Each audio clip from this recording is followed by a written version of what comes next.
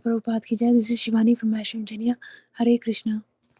Hare Krishna, Shivani Mataji. Welcome to the call. Thank you so much for joining in. Hare Krishna, Vinita Gandharvika Mataji. Please accept my humble obeisances. Jai Srila Prabhupada. This is Preeti Vilasini Devidasi. Hare Krishna. Hare Krishna, Preeti Vilasini Mataji. Thank you so much, Mataji, for joining and giving your sweet association. Welcome to the call. Hare Krishna, is there anybody who would like to introduce themselves? We have a couple of minutes. Hare Krishna Mataji, Dandavad Pranam. So glories to Srila Prabhupada and Guru Maharajas and all the assembled Vaishnavas. This is Kirtida Sundari Dasi. Hare Krishna, Kirtida Sundari Mataji. Welcome to the call. Thank you so much for joining in, Mataji. Hare Krishna. Hare Krishna Mataji, Dandavad Pranam. Please accept my humble obeisances. All glories to Srila Prabhupada and Shri Guru and Gauranga. All glories to the assembled devotees. Yashamati from Chicago. Hare Krishna, Yeshumati Mataji, Dandavad Pranam. All glories to Srila Prabhupada. Thank you so much, Mataji, for joining in. Hare Krishna. Hare Krishna.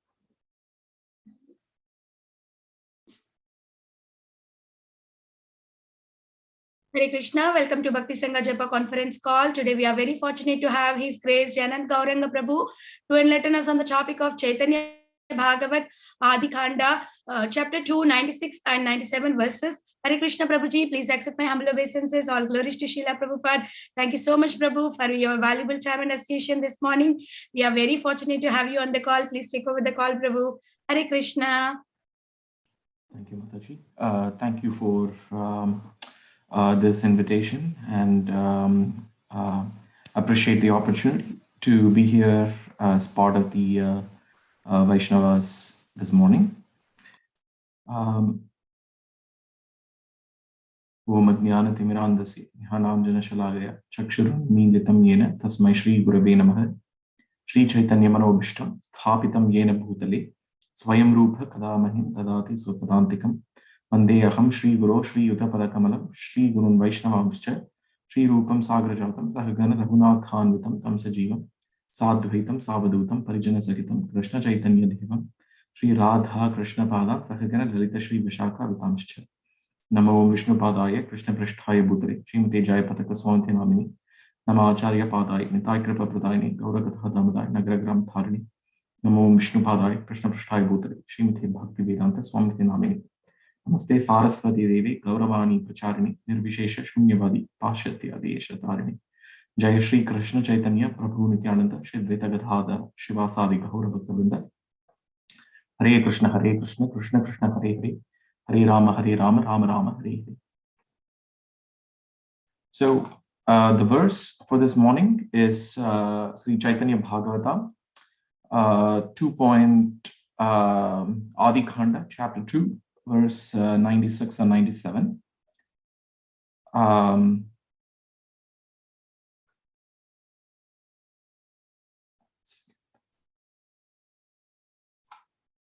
Verse 96, say Navadhuhi Vaise, Pandita Shri Vasa, Yanhara Mandire Haila Chaitanya Vilas. And 97 verse, Sarvakala Chari Bhai, Gaya Krishna Nam, Trikala Kare Krishna Puja, Ganga Snana. So the verse 96, Srivasa Pandit resided in Navadhuhi. Lord Chaitanya enjoyed many pastimes in his house. Verse 97, Srivasa Pandit and his three brothers continuously chanted the names of Krishna. They would take 3 baths daily in the Ganga and then worship Lord Krishna. So these are the 2 verses we will do today. So as you can see, there are a few topics that we can discuss. The topics that we will do for this morning based on these 2 verses is, we will talk about, here is a mention of Srivasa Pandit's courtyard. We'll talk about that. Number 2, how the associates of the Lord appear before the appearance of the Lord himself. The 3rd, we will talk a little about the descent of the river Ganga and the glories of the river. Number 4, we'll talk about the lotus feet of Krishna. And number 5, chanting the holy names. So these are all the topics that you see here that are shown in these, the translation of this, that they worship the lotus feet of Krishna, they bathe in the river Ganga, chanting the names of Krishna, and Mahaprabhu starting his pastimes in the house of Srivasa Pandit. So these are the things that we'll discuss today, which will cover these two translations. So this is the current temple, which says Srivas Angan, the courtyard of Srivasa Pandit in Mayapur. Srivas Pandit is the fifth personality in the Panchatattva. When we say Sri Krishna Chaitanya, Prabhu Nityananda, Sri Advaita, Gadadhara, Srivasadi, so he's the fifth personality representing devotion, a devotee, Narada Muni, and lived in Navaduhi before the advent of the Lord. So that means that the Lord always sends his associates before his appearance. Srivasa Pandit himself appeared about 30 years before the appearance of Lord Chaitanya. They were initially in a place in Bangladesh, and then they moved to Navadvip. So there are three, in this translation in verse 97, it talks about the four brothers, Charibai. So the four brothers, and the four brothers who are mentioned here, actually there were five brothers, and the first brother was not there anymore, and his name was Nalina Pandit, and then the other three brothers are mentioned in this verse as Charibai, and then one of them is Sri Rama, Srinidhi, and Sripati. So these are the three other brothers and Srivasa Pandit together, and Srivasa Pandit was their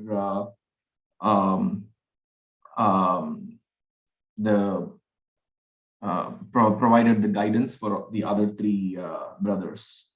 And so that's what is mentioned in this verse. And all the four brothers, Srivasa Pandit, Sri Rama Pandit, Srinidhi, and Sripati, all of them were performing the bathing in the river Ganga thrice a day and chanting the holy names of Krishna. Srivasa Pandit's consort, her name is Malini Devi. And Malini Devi, so this is just showing all the preparation in Srivasa Pandit's courtyard before Lord Chaitanya is going to begin his pastimes. So Malini Devi was also a second nurse for Chaitanya Mahaprabhu, and this courtyard itself is only like about 200 yards from Lord Chaitanya's appearance place, and so it's very near. And Malini Devi was there at the time of the birth of Lord Chaitanya and helped nurse Lord Chaitanya. And so this temple here in Mayapur is about 200 yards from Lord Nimai's appearance place, and is the headquarters, was the starting headquarters of Lord Gauranga's Krishna conscious movement. So it's the inauguration of Sankirtan happened here. The Lord chose this place as it's a big place, and there's a description for that in so there is it's a big place where many devotees can assemble, and this was selected as the place where the inauguration of the Krishna Sankirtan movement this is the Yuga Dharma, and the Yuga Dharma was initiated and started in this courtyard. So Malini Devi, as we can see, she took care of little Lord Gauranga with motherly love, and they all have their they are all denizens of who appeared along with whoever. They all had their equivalents in Krishna's pastimes, so they come here during Lord Chaitanya's pastimes. And she was a nurse of Krishna as well in her previous life, and her name was Ambika. So a few other associates of Srivasa Pandit, since we are discussing about the courtyard of Srivas Pandit. So I'm mentioning specifically here about Narayani, who was a sister of Srivas Pandit, and so as a niece of Srivasa Pandit. And she was the first brother among the five brothers, Nalina Pandit's daughter. And she was also the mother of the author of the scripture, Caitanya Bhagvata, Vrindavan Das Thakur. So Narayani, she has a lot of history with. They all have had interactions with Chaitanya Mahaprabhu, and there is a rich history and their activities with Mahaprabhu, what they have spoken with him, and so on. And most of these are like childhood pastimes, which are much elaborated in Caitanya Bhagvata, and to be not elaborated again in Chaitanya Charitamrita. And there is also a description of the identity of the other brother here, Sri Rama Pandit, and he is identified as Parvata Muni, who is a great friend of Narada Muni. So among the great sages, and he's identified as Sri Rama Pandit is identified as Parvata Muni. So I do not find any description where I can find the identities of these two brothers, Srinidhi and Sripati, but there is an identity which I could find for Sri Rama Pandit, who is Parvata Muni. So this is a very important pilgrimage site in Mayapur, and there is incessant Krishna Sankirtan that keeps going on here. And Mahaprabhu performed many pastimes in this courtyard. And inside the courtyard, right now there are 3 altars. In the left altar, there is a Radha Krishna deity, and then there is Lord Gauranga standing. This is inside the Srivas Angan. And then in the middle altar, in the center, you have on a throne, you have Lord Chaitanya sitting. And then you have here with the charmer, we have Gadadhar Pandit. And then you have Lord Nityananda here holding an umbrella for Lord Chaitanya. And then the right altar, you have the Panchatattva here, who are actually leading the Kirtan. And this is the drum, which is showing the with pastimes of Chand Kasi, which will come elaborately in Chaitanya Bhagvata, way more elaborate than what is there in Chaitanya Charitamrita. That has been widely read and relished. And then this is the enacting the pastime where the representatives of Chand Kasi, when they broke the drum, and then that is mentioned, that is shown here. So this is the Sankirtan party as they started from Srivas Pandit's house, and then they went towards Chand Kasi's palace. So that is the 3rd altar here. So this is part of what is mentioned in these translations. So now let's go to the next part of this, like how the next set of verses that I'm providing a prelude to the next set of verses, which show that the associates of the Lord appeared before the Lord himself. Many associates, Murari Gupta, Shuklam Brahmachari, many associates, they all appeared, and they all have their respective identities. So something that is very interesting here is that the appearance of Lord Krishna is actually the answer to, so many people have wondered, whether there's a theist or atheist, what is God likely to be? So there can be many imaginations about it, many imaginative iconography. And the answer to all that is the appearance of Krishna. This is what Prabhupada says in the Srimad Bhagavatam, just as the preparation is going on right now in this Chaitanya Bhagavata for the appearance of Lord Gauranga. In the same way, for the appearance of Krishna, it is said that his appearance is the answer to many people will imagine in many different ways. So this is how God should be. This is what does God mean to be? Like, so if you list all the things that one can imagine, all those things you can find in the appearance of Krishna. And if you carefully read the scriptures, you will find that you won't find anybody else who can reliably even meet the comprehensive description of what should be there in the personality of Godhead. So everyone imagines, so people can imagine. So this is actually from a purport of Srimad Bhagavatam, that's where I have taken these from, but everyone imagines the form of the Supreme Lord according to their own material modes of material nature. So imagination has so people in the mode of different modes of material nature, they have their own imaginative abilities they imagine what should be. And one such example is in the Brahma Samhita, where it's said that the Lord is the oldest person. Okay, so there is nobody older than the Lord himself. But then if you take this, then one can imagine that if that is the oldest person, then according to one's mode of material nature, they can imagine that the Lord will have maybe an extremely old appearance with maybe a white beard and looks old. But Brahma Samhita says that that's not how the Lord appears. The Lord is ever young and ever youthful and ever charismatic, attractive, and he's the oldest of all. So this contradiction is all these contradictions you can find in the personality of Krishna, that he's the oldest, but he looks ever young, ever youthful.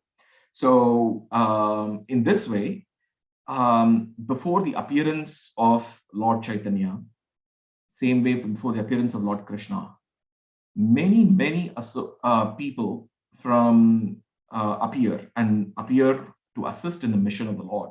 And I've actually classified these into at least 3 different categories. One is the demigods, the devas. Devas all come to appear to assist in his mission. Okay, the different denizens of the heavenly planetary system, they all descend.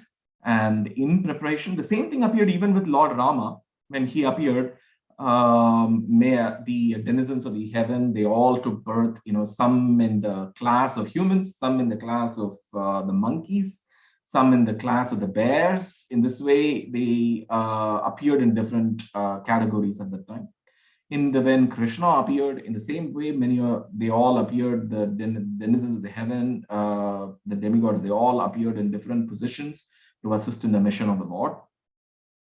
And when Lord Chaitanya appeared, in the same way, they all appeared before Krishna himself. Okay, so these are the demigods. The second is, so before the appearance of all, along with their wives. Okay, so this is mentioned in Srimad Bhagavatam for the appearance of Krishna. So the demigods, along with their wife, they all appeared. So Krishna himself has directed them to appear in different pious families in the world just to assist the Lord in executing his mission. And why would they do it? The word that's used in Bhagavatam is tat priyartham. So that means like to please Krishna. To please Krishna, they do this. So to please Krishna, the demigods, and they appear here, and it's a great pleasure for them to assist in the mission of the Lord. The second category, which is mentioned here about who appear here to assist in the mission of Krishna, is the expansions of Krishna. For example, Ananta, the plenary portion of Lord Krishna, okay, who is maintaining the universal planet. So at the bottom of the all the different universes, the bottom of the Karana ocean, you have with millions of hoods supporting all the different universes. And so he appears. So like, for example, when Baladeva, he is, when Lord Balarama, the direct expansion of Krishna, and in the material cosmos, he also appears as Ananta, and he appears as Lakshmana in the mission of Lord Rama, and Balarama directly appears in Krishna's pastimes, and he appears as Nitai in Lord Chaitanya's pastimes. So the expansion, so all of them, if you see Krishna's pastimes, all the denizens of whose is direct expansions, okay, like Pradyumna, Vasudeva, Aniruddha, Sankarshana. So they all appear in different personalities, and you have then you have the associates of Krishna who appear from Vaikuntha. So when you have the different associates, and these associates may be directly associated with Krishna, they also may be associated with other expansions of Krishna too. So you will find in Lord Chaitanya's pastimes who comes as the Pandava brothers, who comes as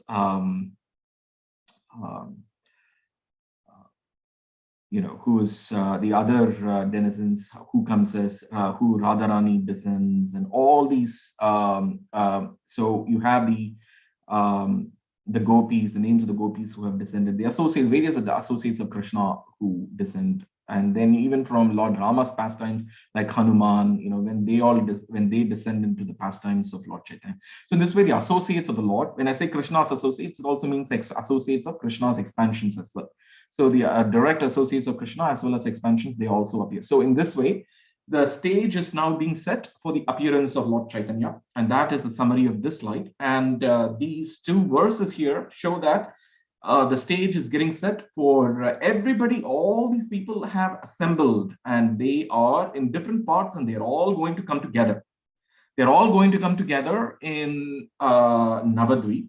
And Lord Nita is not even there. He's like he was doing a pilgrimage for a long time until since he was as a young boy, he went away with he was given as charity by his father, and then he went for pilgrimage, and they're all going to come and assemble. Everybody is in the whole system is in preparation for the appearance of the Supreme Personality of Godhead.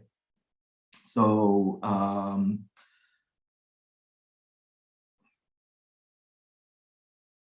and this is being set, all this preparation is being set in the inauguration is going to be done in Srivasa Pandit's house. So as we can see from this verse, that Srivasa Pandit and his brothers, the three brothers, Sripati, Srinidhi, and Sri Rama Pandit, they all were bathing in the river Ganga 3 times a day and chanting the holy names. So we will talk about Ganga and why is it that they are bathing in the river Ganga. So Ganga, the river, appeared.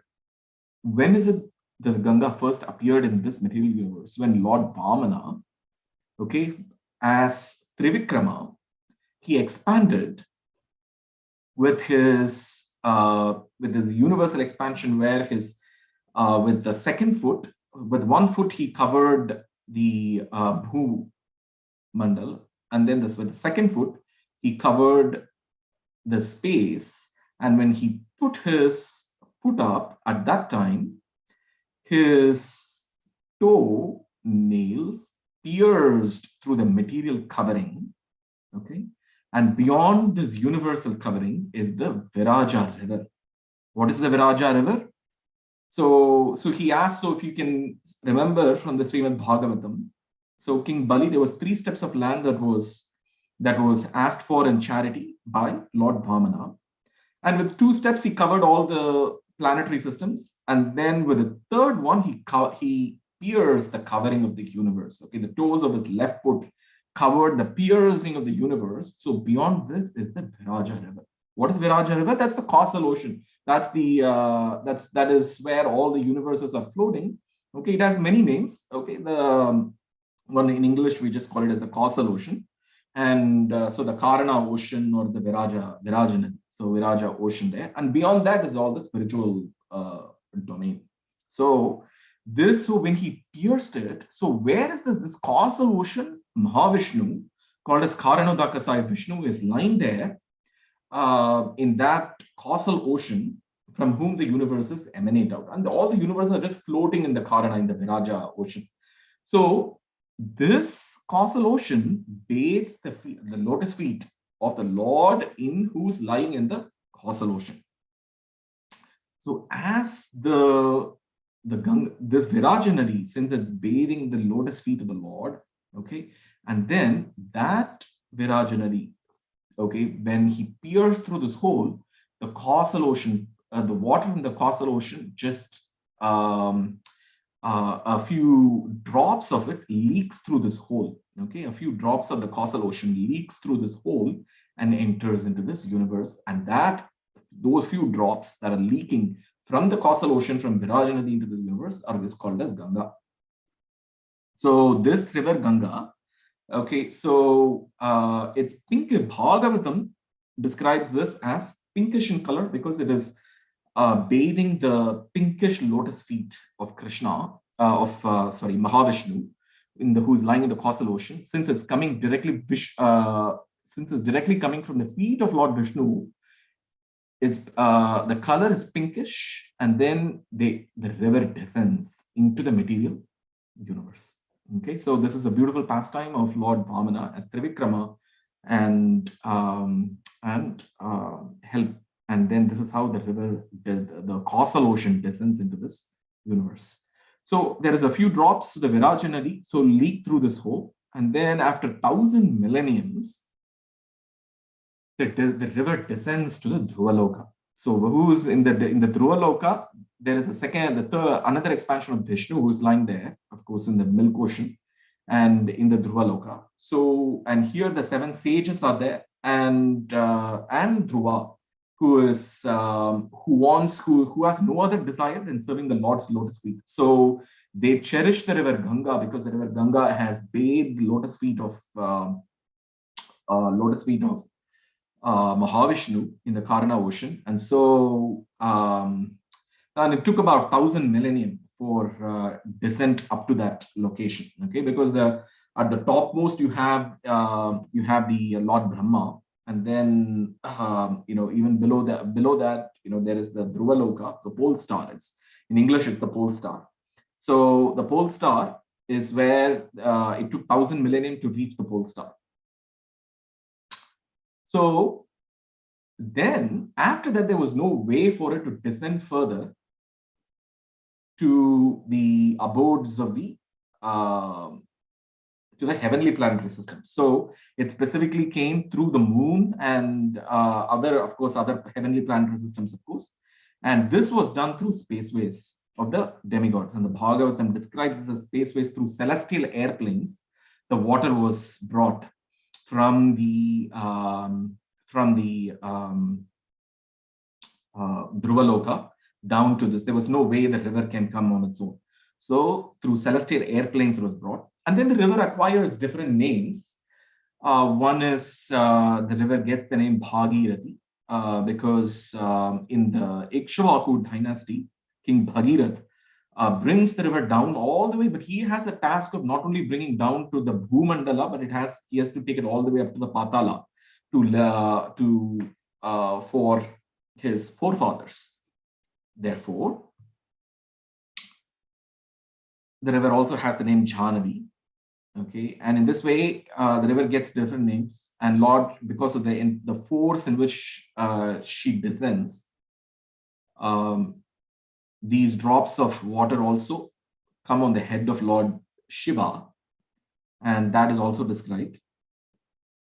So emanating from the lotus feet of the Lord, the river Ganga inundates the heavenly planets.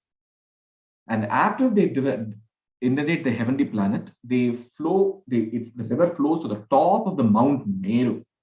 So the Mount Meru, the top, that is called as Brahmapuri. Okay, so there on a lotus, there is Brahma resides there as well.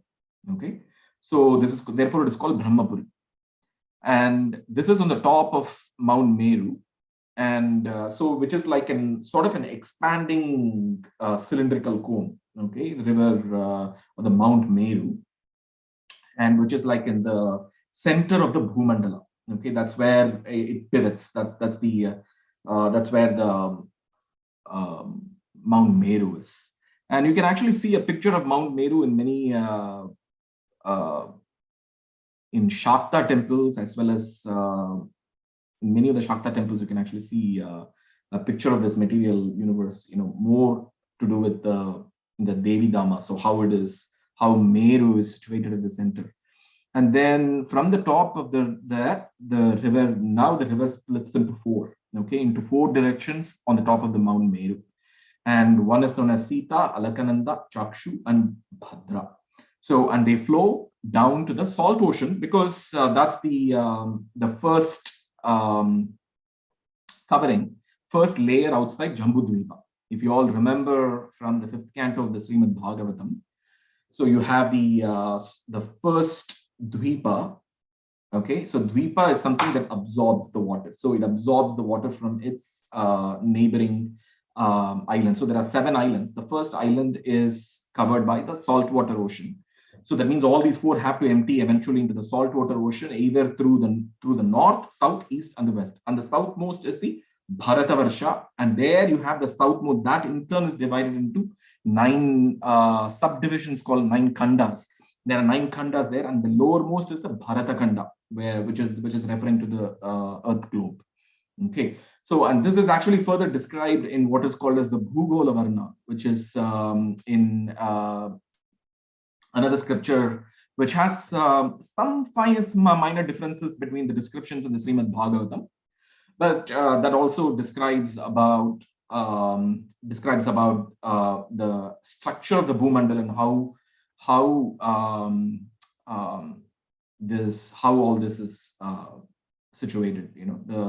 So the descent of the river Ganga very closely associates with the structure of the universe, and therefore the sum and substance of all this is, since it is the few drops of the Karana ocean, which is actually descended through multiple mechanisms. It has descended through into this universe in different places. So up to the Dhruvaloka, she descended down, and then through spaceways. And so multiple methods have been involved to transport river Ganga through space. And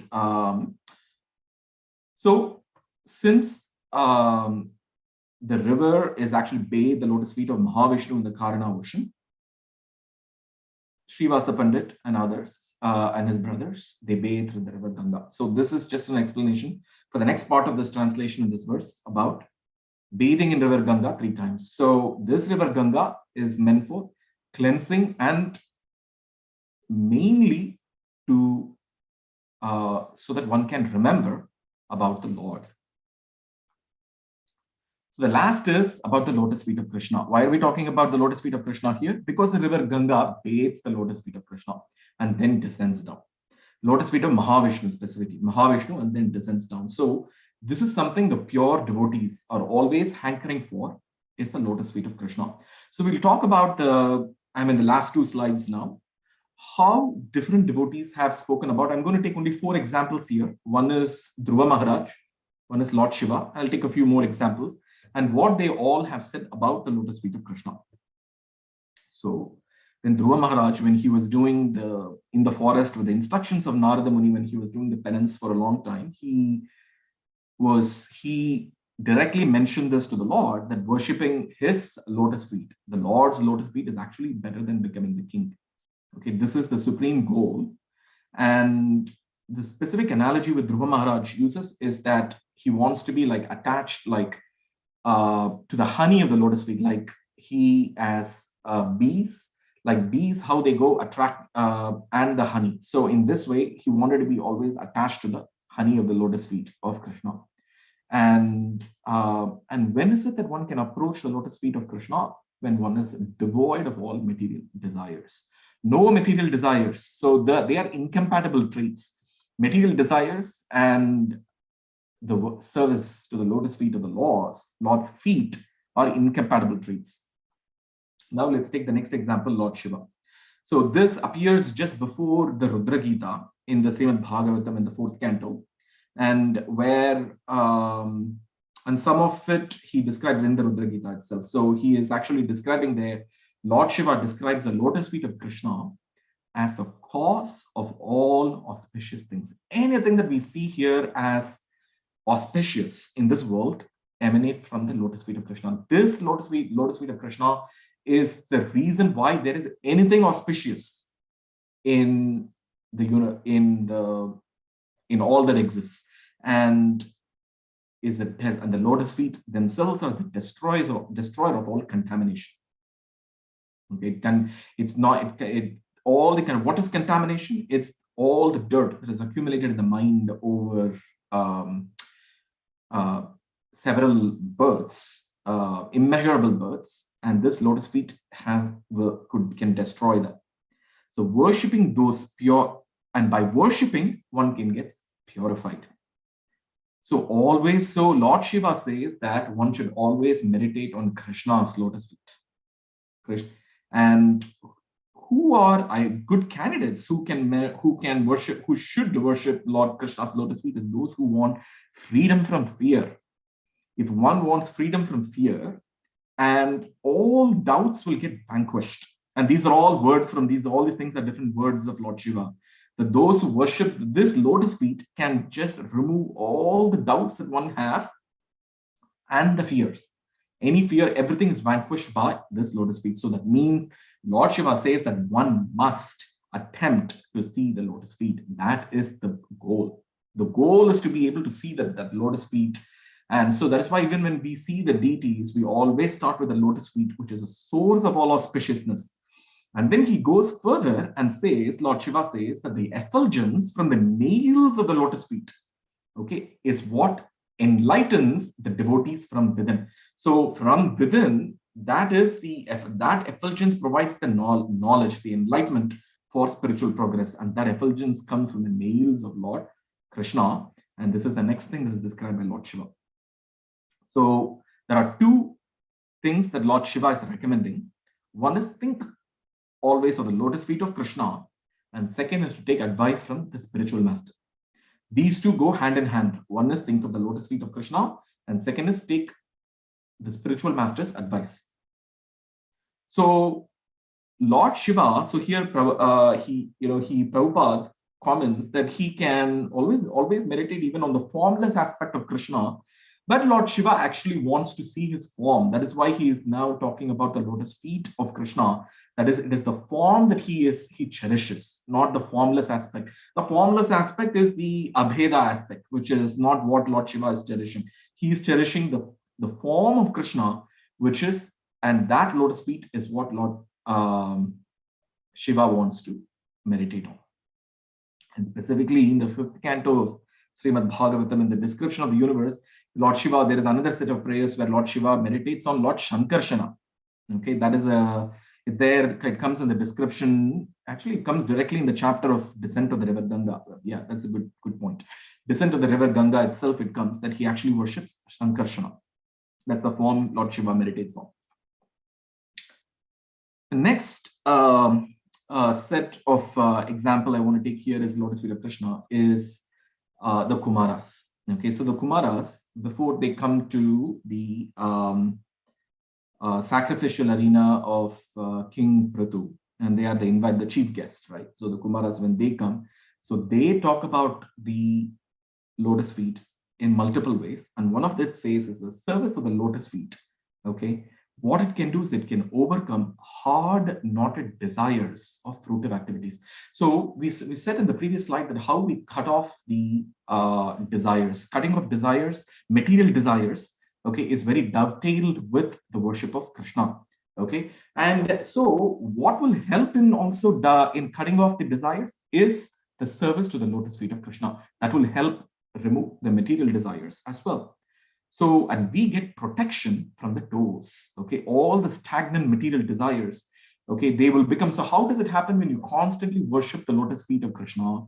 Then one gets overflooded with the desire to serve the Lord, that all these mundane material desires will get buried, and then it will slowly just go off. Those desires will just go off. So that means like one should not be just waiting for all the material desires to go away. So what is the method for the material desires to go away? It is the protection that one gets, is the service to the lotus feet. And service to the lotus feet in turn will also help the material desires to go away. Then we take another example, which is Prithu Maharaj, and this is also in the 4th canto. So here he talks about how the lotus feet can actually cleanse the dirt accumulated in the mind over immeasurable births. Over immeasurable births, many, the dirt, it is just so filled with dirt that we have no vision. Okay, the vision, the chakshu, all the vision is just gone. And so here he compares with the river Ganga. So this is a very nice mix with this Caitanya Bhagvata verse that Prithu Maharaj is comparing. Now, even though the lotus feet is Lord of Mahavishnu, from where river Ganga descends, But this river Ganga is also compared with the lotus feet, because Ganga is also cited here as a river which can cleanse the dirt accumulated in the mind over immeasurable births. And the last thing which Prithu Maharaj says, serving the lotus feet will directly increase Krishna consciousness. That means that meditative chanting on the lotus feet is being glorified here by different examples. And pretty much all my examples, I think, are from the 4th canto of Srimad Bhagavatam. So now let's take the last one, that part of this translation, which is the chanting of the holy names. I just have a few slides here, and then I will end. Actually, I have to go to a meeting at noon, so I will end this class in about 5 to 7 minutes. So if you're welcome to discuss with even if I'm able to log out. So about 10:52 or something, I would just have to log out. I really apologize. So chanting the holy names, so only by the this is a nice verse actually. So only by the wonderful mercy of the Lord, who's a nectar ocean of beautiful pastimes, it is the charming sweetness of the chanting of the holy name manifest.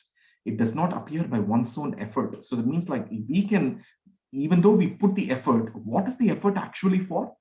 To somehow invite the mercy of Krishna so that we are able to chant. So one should not think that we have put the effort and then we are able to chant, because by our method, we can never chant the names of Krishna.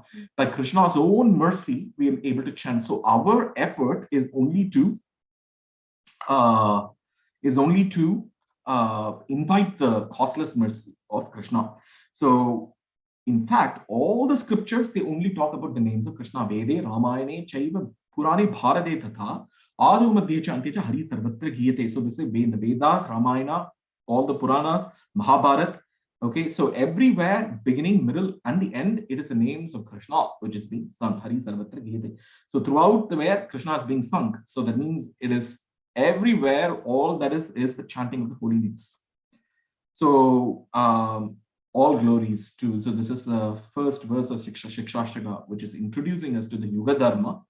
Cheto Darpana Arjanam Bhavamaha Dhavagni Nirvarpanam Shreyaha Kairava Chandrika Vitaranam Vidhyavadu Jivanam Anandam Buddhivardhanam Pratipadam Purna Amrita Swadanam Sarvatma Stapanam Param Pachete Shri Krishna Sankirtana.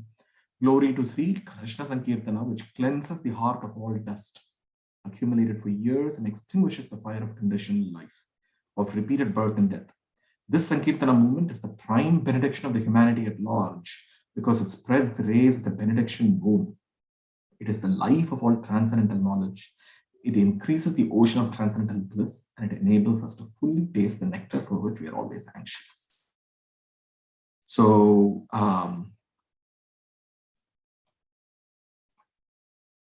so the chanting the pure name of Krishna is never a mechanical act, like a skillful speaker with correct intonation. Like, what is the intonation? So if you see the Vedic mantra, they all have intonations, like how to go up and how to go down. The pronunciation, one can be, it is not like one has to pronounce it also exactly the way it is, like Krishna. Okay, so it is, there can be a skillful speaker, somebody who's not, all that, nothing is required. There is no pre-qualification, no material boundary for chanting the holy names of Krishna. It's not a material language. The ability to chant the pure name is act of His divine grace, okay, bestowed upon those devotees who have saturated their minds and heart with devotion. So when one is free from all the doubts, all the offenses, okay, then the pure name of Krishna himself will descend, okay, into one's heart, okay, directly from Bhaja Gokul. At this stage, there is no other desire, okay, for the heart except for the pleasure of Krishna. The pure name is the perfection stage of chanting, where a devotee sees Krishna personally dancing on one's tongue. Okay, so the spiritual name Krishna, which cannot be really uttered by material tongue, but then once one has spiritualized the tongue and the spiritual tongue will chant the spiritual names of Krishna. By such pure chanting, one realizes the spiritual form of Krishna. So what is the end effect of all this? What is the prayojana? The prayojana is on the day of the individual soul, when they accept the pure name. At that time, by the first chanting, all the karma, prarabdha karma, aprarabdha, manifest, unmanifest, whatever, all the karma, sum total of it is destroyed. And by the second time when one chants, the Krishna prema will rise. So these are the glories which I just wanted to share with you all. I'm going to stop here. I'll be here for another 8 to 9 minutes. And if you have any questions, please, or discussion points, and I can also learn from things that you, from any realizations that you have had. So again, thank you for this opportunity. Vancha kalpata vyascha kripa sindubhyevacha patitana pavanebhyo vaishnavebhyo namo namah. Thank you so much. Thank you, Vinita Gandharika Devi Mataji. Thank you so much. Hare Krishna, Prabhu. Thank you so much for the very, very nice class. Very nicely structured as usual. Really like the way you described the descent of the Ganges step by step. So that was very interesting to know, Prabhu. So thank you so much. So I think it was very clear that initially when Vamanadev measured, he first got it to the uppermost planetary systems, and then later, much later, it descended after a long span of time. It descended onto Earth because of the prayers of Bhagirath and others. So thank you so much for beautifully clarifying many points while you were presenting, Prabhu. A very nice class. Hare Krishna.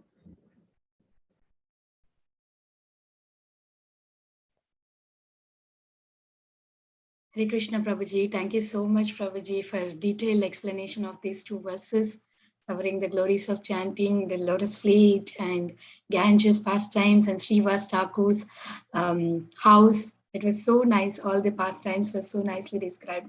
And the pictures that you took us, the place there, it was very nice.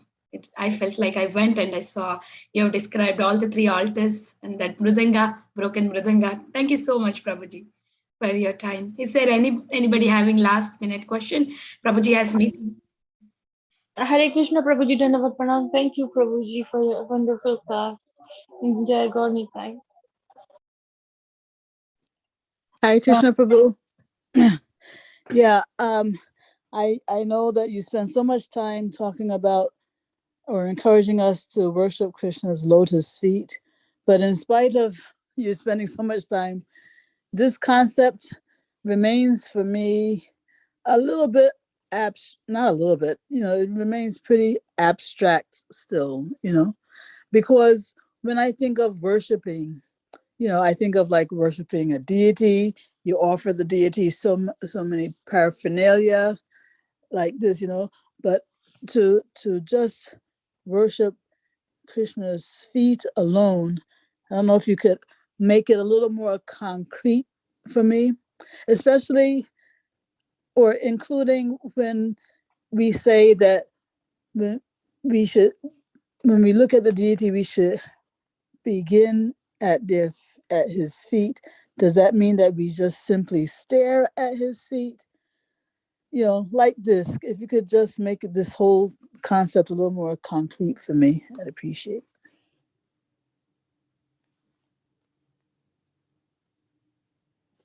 Uh-oh, I'm not here. Yeah, you're muted, Prabhu, I think. No, he's unmuted, but the voice is not coming to us. Can you check?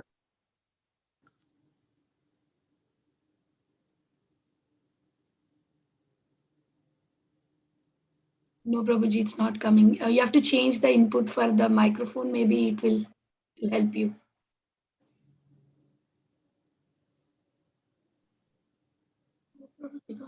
Yeah, Prabhuji is trying to rejoin, I guess.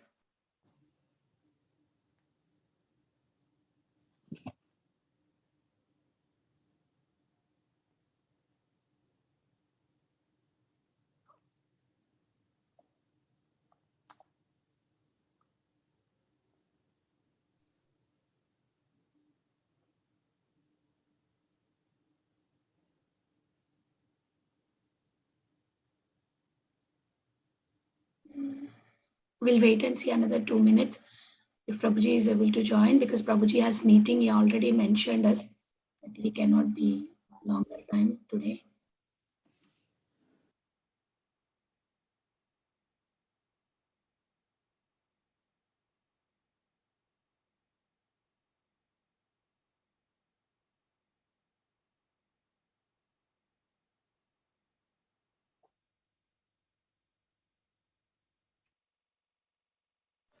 I think so. Prabhuji left, Mataji.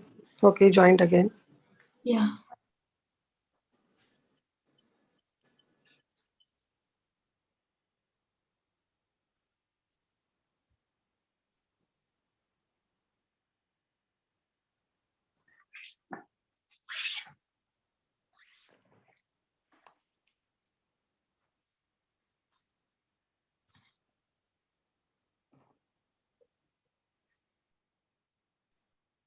Yeah, there is some case Mataji is not able to connect with the audio. Yes. Yeah, let's try. Maybe he's typing something.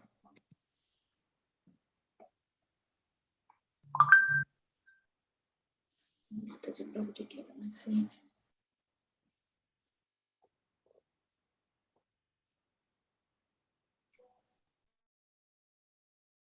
Yeah, he has some Zoom network problem. Maybe this question we can take it offline. I will try to get the answer from Prabhuji. Okay, Mataji, thank you so much. Okay. Hare Krishna, Mataji. Can I answer Gaurangi Mataji's question? Yes, Mataji. Oh, pretty please. Yes, Gaurangi Mataji. Yes, as you said that we cannot just focus on the lotus feet of Krishna, especially when we are into the worship, the deity form and all. So yes, Mataji, but we have to understand that lotus feet is of whom? It's not just the lotus feet, but it's the lotus feet of a personality, that is person Krishna or Radha or Mahaprabhu or Nityananda. So whomsoever we are taking the dust of the lotus feet or we are worshipping the lotus feet, that means we are worshipping the personality whole as a whole. Now, why it is stressed only on the lotus feet? Because right now, being in a sadhaka body, we have only this authority with us, or this eligibility, I should say, that we have to only surrender at the lotus feet. Because no matter in whatever position we may be, but right now in the sadhaka body, our only relationship with the Supreme Lord is in the mood of servitorship. Right? And for the servitorship, the best place is the lotus feet. So that's why, Shastras time and again, in Srimad Bhagavatam also, if you go especially from the first canto, there are a lot of verses where stressed that we have to take shelter of the lotus feet of Krishna, lotus feet of Mahaprabhu, lotus feet of even our Guru Vargas.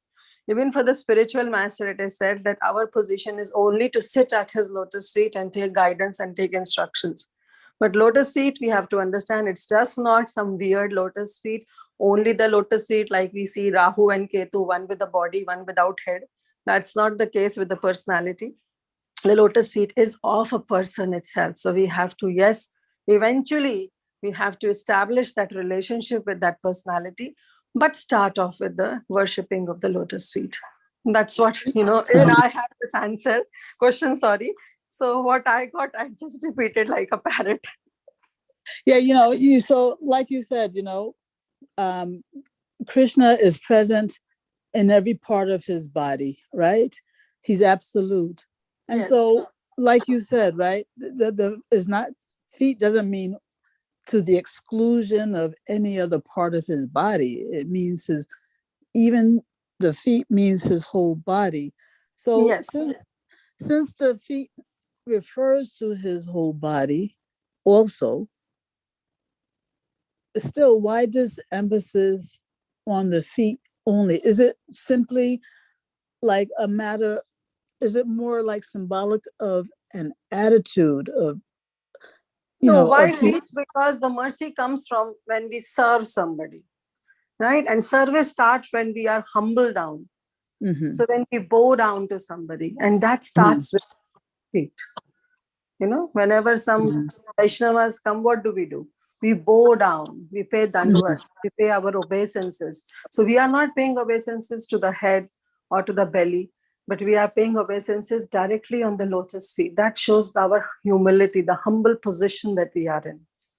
Yeah, that's Right? why I was saying that maybe this expression is referring more. It's like, it seems like it's more like symbolic of that attitude. You know. Exactly. Mm-hmm. Mataji, can I add something? Yes. Please go ahead. Hare Krishna, Mataji. Hare Krishna, Gail Mataji. Hare Krishna. Yeah. I just wanted to add a point is that even in the Gopi Geet, even the gopis yearn for Krishna's feet. They don't say we want to hold Krishna's hand or we want to embrace, but they say that we want to hold Krishna's feet close to our chest and press it to our chest. So once in Amarendra Prabhu's class, I heard that the feet of Krishna, they are the embodiment of all love and sweetness. So the gopis find so much pleasure in holding the feet of Krishna to their chest.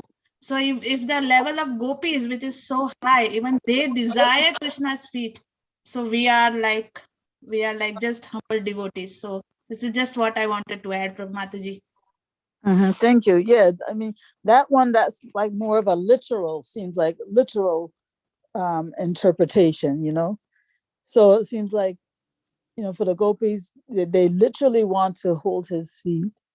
And I know another thing that I've heard also is that, you know, because Krishna, the fact that his feet are worshipped, which is normally the lowest part of the body, it gives an indication of how glorious he is. If even his feet are worshipable, then, you know, it just gives an indication that Krishna as a whole must be like inconceivably glorious, something like that.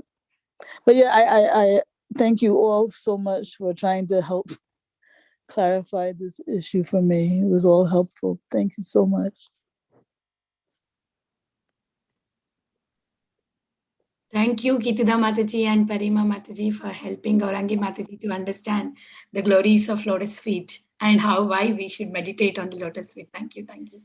But Yeah, still, I mean, I know it's an ongoing discussion for me, but this was, you know, a helpful start. Yeah, but still, Vinita Gandharvika Mataji, you can ask direct answer from Prabhuji if he can answer. Thank you. Sure, Mataji, sure. I just wanted Mataji to get clarification. So if she already got it, it's no needed. But as you said, I will definitely ask. Oh no, like I said, you know, this was a good beginning for me, but you know, I welcome further clarification also. Sure, Mataji. I'll definitely ask Prabhuji. Thank you. If you have time, you know, if you have time only. I have time, Mataji. All the time is here, for all the devotees. Thank you, Mataji. Thank you so much. Thank you so much. And every day and with your beautiful questions. Thank you, Mataji, for your encouragement. Yeah. So if there are no more discussions, we can end the call here. I would like to offer my obeisances to all the Vaishnavas assembled on the call. Vancha kalpatarubhyasya kripasindubhya evacha patitanam pavanebhyo Vaishnavebhyo namo namah. Ananta koti Vaishnav vrinda ki jai. Jai. Jayananda Gauranga Prabhuji ki Jai. jai. All the assembled devotees ki jai. Thank you so Jai. much for Thank you joining. very much. Gauranga Mataji, please share with me too when you get a chance. Who's speaking? Sukha Sagari. Okay, Mataji. Sure, of course. Yeah, because I used to ask this question a lot, like about 2 years back. And the answer I got was a sign of humility, but I would love to know if there's more to it. Yeah. Of course, Mataji.